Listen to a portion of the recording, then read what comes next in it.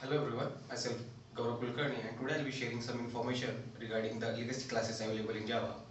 So before moving to the topic, we must understand what is the meaning of data structure and what are the different types. So we can understand the legacy classes or legacy interface in better way. So data structure is nothing but it is a way by which we can store a number of elements in an efficient manner. In efficient manner, which means in more efficiently regarding the time and space complexity. So in data structure, there are two types of data structure. The first one is the primitive one, which are supported by Java and also added by Java. Why? The second one is the non-primitive data types. So non-primitive is the user-defined data types, which can be defined by the user as per the needs.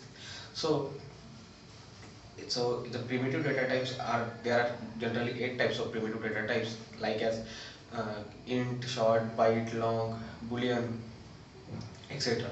So there are n numbers of non-primitive data types because they are vary according to the user use. So in non-primitive data types there are again two types of data types. The first one is the linear one and the second one is the non-linear one. So in linear data types, there are basically more classes, but list, queue, and set. These classes collectively forms an interface or called as API or a framework in Java, which is supported by Java and called as collection framework. So all these legacy classes we are going to talking about or we are going to understand are belong to this collection framework interface. So collection framework is collectively an API provided by Java, which was formed by the collections of list, set, and queue. So so in the earlier version of Java, the collection were not the part of Java. So the few only there are only few classes and interfaces which are used to support, which are used to which which provides some method to store the elements or store the data.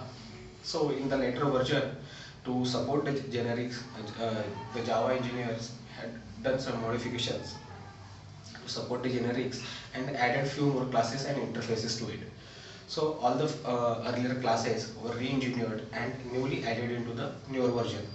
So like that, all there are five types, five legacy classes in Java.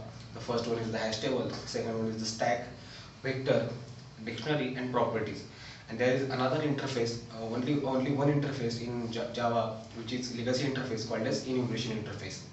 So all these legacy classes were not always part of the collection because few were the parts of earlier versions of Java and few were developed later. So the stack and vector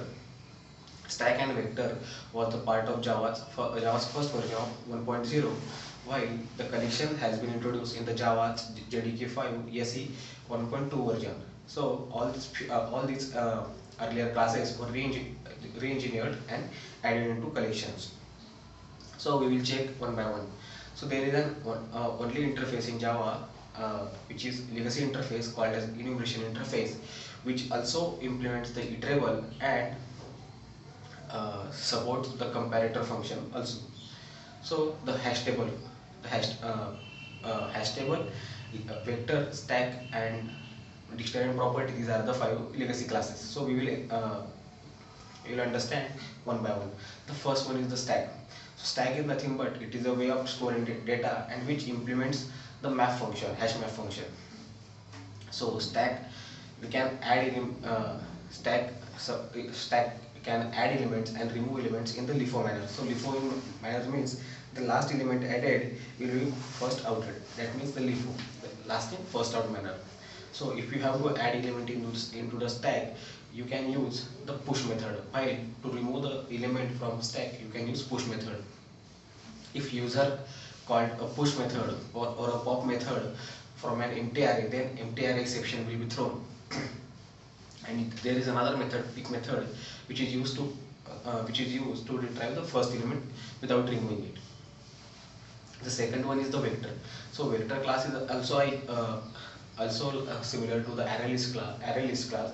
So but there is a slight difference. There are two differences between them. Array list is non-synchronized while the vector is synchronized. So synchronized means multiple threads can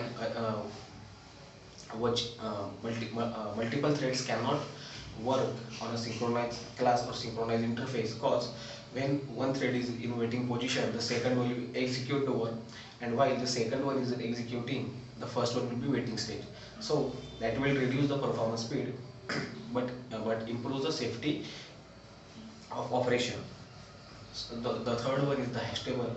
Hash table also implies the basic logic of hash map, and mainly consists of two data types. The first one is the array list and the second one is the linked list. It is the combination of both of them to enhance the performance for searching the element and adding the elements. The dictionary is also an abstract class which also supports the key and value pair. That's all for today. Thank you.